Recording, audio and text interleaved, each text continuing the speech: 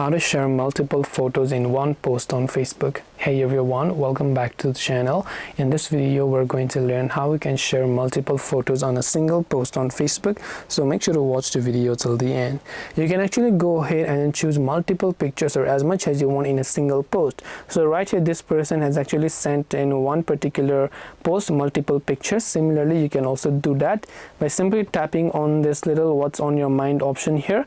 Once you tap on what's on your mind, go to photo or video, then you just have to select the multiple photos and videos that you're about to add over here, right? So I'll just go ahead and tap on this little option again.